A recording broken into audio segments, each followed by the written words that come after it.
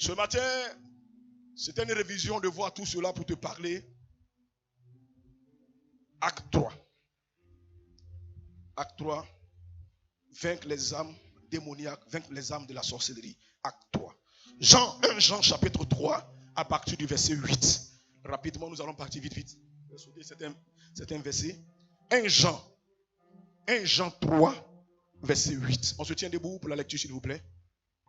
1 Jean chapitre 3, verset 8. Oui. Je lis la parole du Seigneur avec respect et considération. D'accord. Verset 8. Oui.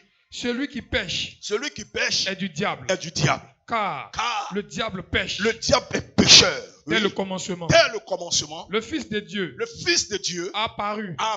Afin de détruire. Afin de faire quoi? De détruire. Afin de faire quoi? De détruire les œuvres du diable.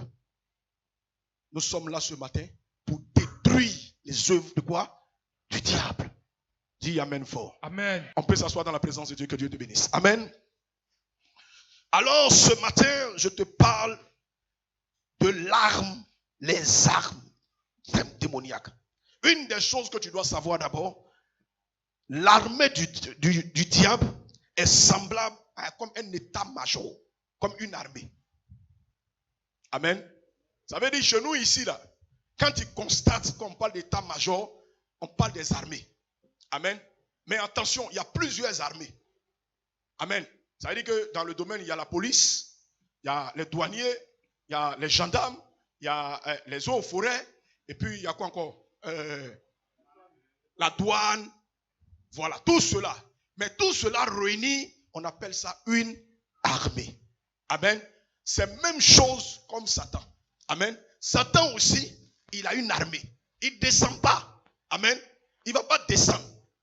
Dieu aussi, il a une armée, il ne descend pas. Amen. Mais il s'envoie des personnes et ces anges-là qui font le travail. Satan aussi, il envoie son armée et qui fait quoi? Le travail. Amen. C'est comme une famille. On est tous dans une famille, on porte le même nom, mais chacun est différent. Amen. Dis Amen fort. Donc c'est un peu comme ça que le diable travaille. Dis Amen. Dis Amen. Alors, l'armée de Satan, c'est une armée pour détruire d'abord, détruire les destinées. C'est ce que d'abord tu dois savoir. Et détruire aussi les vies. Quand il envoie une armée sur toi, la première des choses qu'il cherche à faire, c'est de détruire les vies. Détruire les destinées. Amen. Dis Amen. Amen. Dis Amen fort. Dis Amen fort. Amen. Voilà. Donc l'armée de Jésus, c'est comme une armée que Dieu aussi envoie ses anges. Amen. Et dans l'armée de Dieu, par exemple, si tu trouves pour quelqu'un, par exemple, qui a un problème de maladie. Amen. Dieu envoie un ange et cet ange-là, il a appelé Jéhovah Rapha. Est-ce que tu me comprends? Je vais doucement pour que tu comprennes. Ça veut dire que quand quelqu'un est malade, l'ange qui est invoqué en ce lieu pour qu'il puisse faire ce qu'il a fait comme guérison, on appelle Jéhovah Rapha. Le Dieu qui fait quoi? Qui guérit. Est-ce que tu comprends? Donc souvent quand tu es en train de prier pour une situation de maladie, dis à Dieu Seigneur Père, envoie l'ange du nom de quoi? Jéhovah Rapha. Le Dieu qui fait quoi? Qui guérit. Amen. Donc si quelqu'un est malade, voici celui qui doit invoquer. Amen. Dis Amen fort. Maintenant, pour quelqu'un par exemple qui a un besoin, quelqu'un qui cherche de l'argent, quelqu'un qui cherche un travail, quelqu'un qui cherche quelque chose à se... C'est-à-dire il fait tout. Amen. Il s'appelle Jéhovah Jireh, le Dieu qui pouvoir. Raison pour laquelle le jour il croise Moïse, Moïse dit, dis-moi ton nom. Il ne peut pas, il dit, va dire celui que je suis. Pourquoi? Parce que Dieu ne donne pas un nom. Il attend que tu aies un problème. Et quand tu as un problème, c'est en fonction de ça qu'il donne le nom au problème. Je suis venu te dire ce matin que le Dieu que nous servons est capable de changer ton histoire. Dis Amen fort. Dis Amen fort. Donc Jéhovah Jireh veut dire le Dieu qui pouvoir. Amen. Donc dans des situations que tu pries, oh Seigneur, Seigneur, dis à Dieu, Seigneur, envoie-moi Jéhovah Jireh, le Dieu qui pouvoir. Tu as besoin d'un travail, c'est lui qui pouvoir. Tu as besoin de ceci, on l'appelle Jéhovah Jireh. Ça, c'est l'armée aussi de Dieu.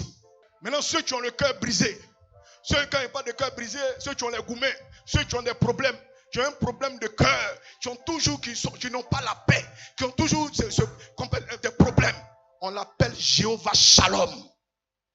C'est-à-dire le Dieu de paix. Jéhovah Shalom.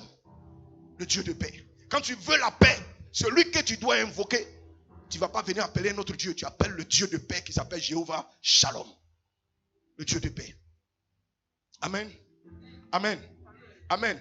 C'est la même chose, c'est ton domaine. Donc Dieu aussi c'est avec lui. Quand tu as besoin de quelque chose, tu veux avoir la paix dans ta famille, tu veux avoir la paix dans ton foyer, tu veux avoir la paix partout, tu appelles quoi? Jéhovah Shalom, le Dieu de paix. Amen. Le Dieu qui donne la paix.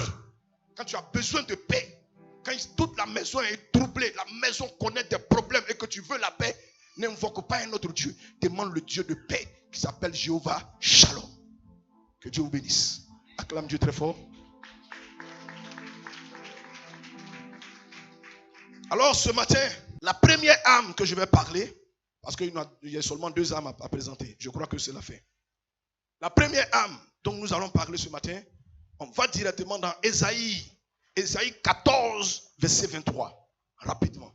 Ésaïe chapitre 14, verset 23. Verset 23. Je lis la parole du Seigneur avec respect et considération. D'accord. J'en ferai le gîte du hérisson et un marécage. Oui. Et je le balayerai avec le balai de la destruction. Je le balayerai avec quoi? Le balai de la destruction. Avec quoi? Le balai de la destruction. Avec le balai de la destruction. Dit l'Éternel des armées. Dit l'Éternel des armées. Amen. Dis Amen. Amen. Donc ici, dans Acte, Amen. Amen. Amen. Voilà, Acte 3. On prend la 8e âme donc Satan utilise. On appelle ça le balai. Chaque sorcier a un balai. Je veux un balai, s'il vous plaît. Parce que souvent, on a l'intention à comprendre que non, les sorciers, on ne comprend pas. Mais le balai est une arme de la sorcellerie.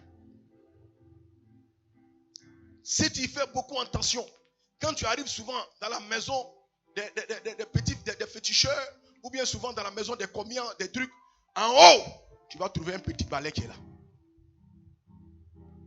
Qui a déjà remarqué ça une fois?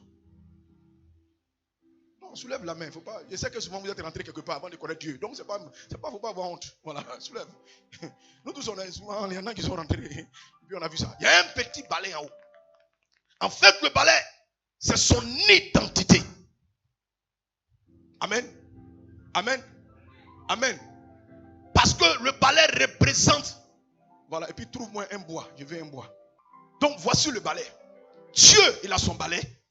Satan aussi, qui est un bon copieur, il a aussi un balai. Amen. Dis Amen. Mais le balai là, tu vois ça comme balai. Mais dans le monde spirituel, d'abord, c'est sur ça. Avec un bois. Souvent, les femmes là font ça. Et ils mettent un bois dedans ici. On met un bois ici. Et puis, on prend pour balayer plus haut. Donc, quand tu comprends ça, le balai dans le monde spirituel, c'est une plaque d'immaculation. La plaque de matriculation dans le monde spirituel. Voilà, merci. Tu vois? C'est comme ça. Et c'est sur ça que eux, ils font les voyages astrales. Tu vois que Abidjan, ici où on est, quand tu arrives à Abidjan, il y a la marque de matriculation. Les véhicules. Il y a pour Abidjan, il y a pour San Pedro, il y a pour chose qu'on appelle Boaké, il y en a un peu partout. Amen. Donc la sorcellerie là, quand ils passent comme ça là, ici là, c'est leur marque. Amen. Leur marque d'immatriculation. Donc ça est là. C'est en fonction de ça que lorsqu'il est en train de partir dans le monde spirituel, il y a des limites qu'il ne peut pas franchir. C'est comme par exemple un sorcier quitte ici.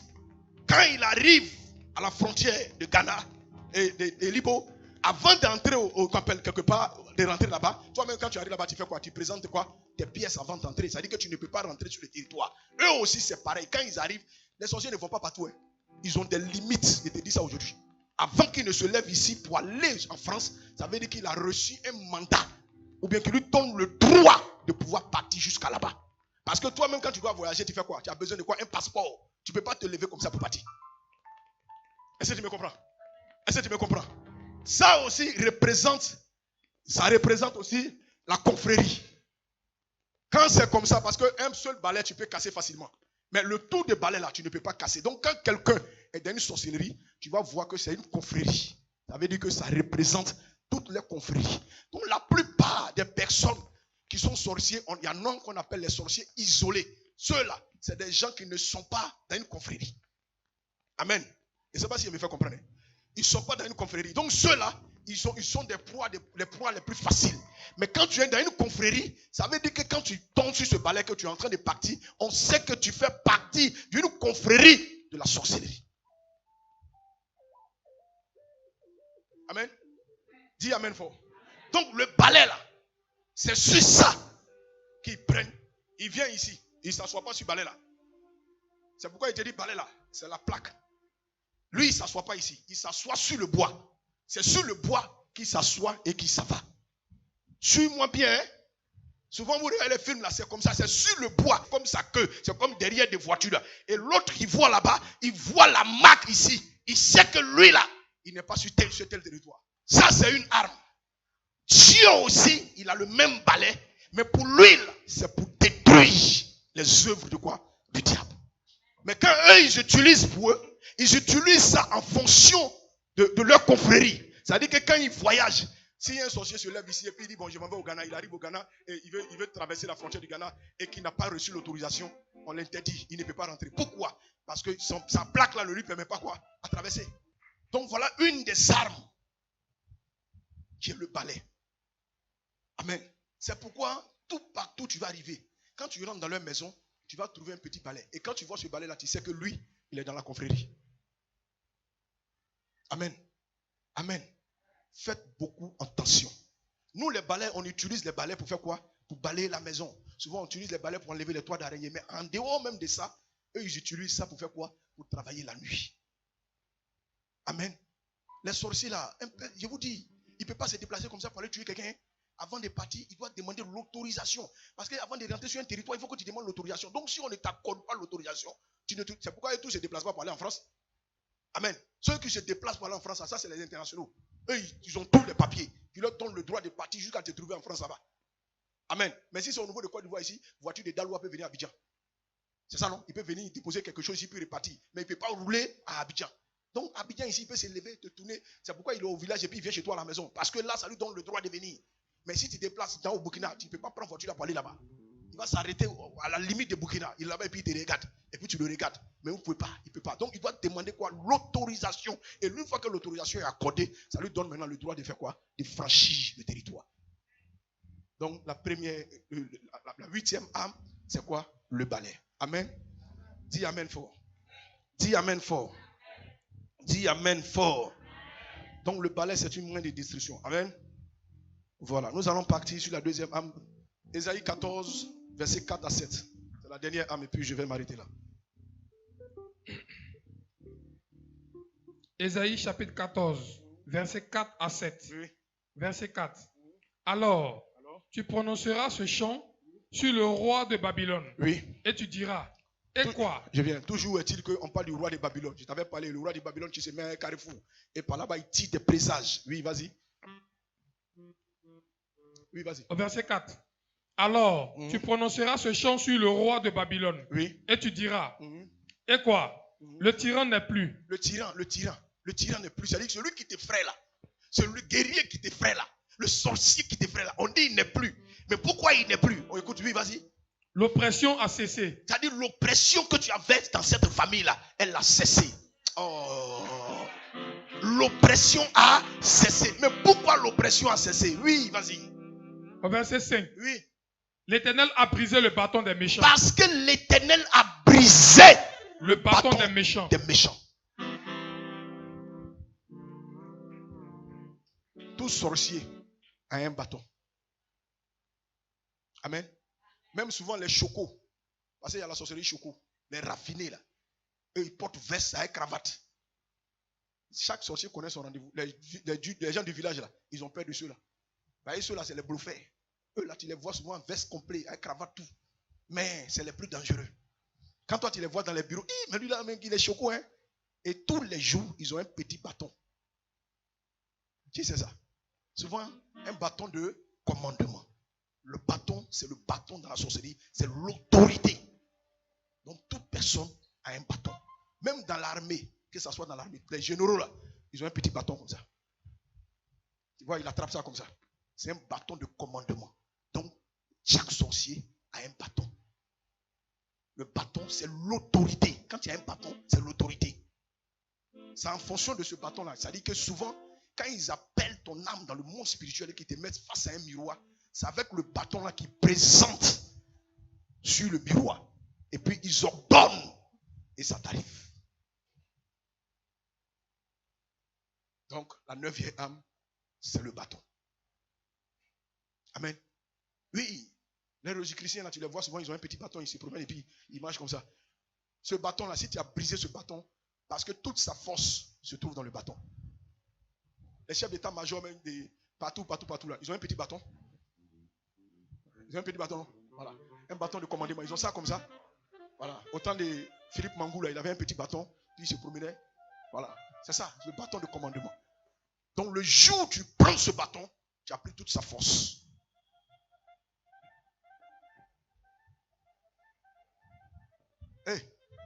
Qu'il soit même chrétien, à partir du moment où tu as un bâton, c'est une autorité. Le bâton est travaillé. On ne donne pas bâton à n'importe qui. Ils sont chrétiens. Donc c'est pourquoi, en tant que les évêques que nous sommes, un évêque, quand on le met comme évêque, on lui donne un bâton. Est-ce que tu comprends? Chaque évêque a un bâton. Les hommes de Dieu ont un bâton. Pour les hommes de Dieu, ce qui est différent, c'est qu'au bout là, c'est tourné comme ça. Pourquoi? On a fait ça comme de telle sorte que quand la brebis, parce qu'il y a des brebis qui sont égarées, souvent ils ne suivent pas le maître, ils s'en vont ailleurs. Donc quand la brebis s'en va, tu tires sa patte pour le ramener. Donc chaque homme de Dieu a ce qu'on appelle un bâton. Donc quand tu ne connais pas quelque chose, il ne faut pas critiquer. Souvent, on est en train de faire un nombre d'évêques. Nous, quand on donne bâton, voilà la signification. Parce qu'il y a des brebis comme vous là. Vous quittez le chemin. Quand tu es en train de suivre le moutons, nous tous on dit on s'en va comme ça. Toi tu dis non, moi il m'en va comme ça. Et tu t'en vas comme ça. On ne va pas te poursuivre. On prend le bâton, on tire et on tire ta patte pour te ramener dans l'enclos. Amen.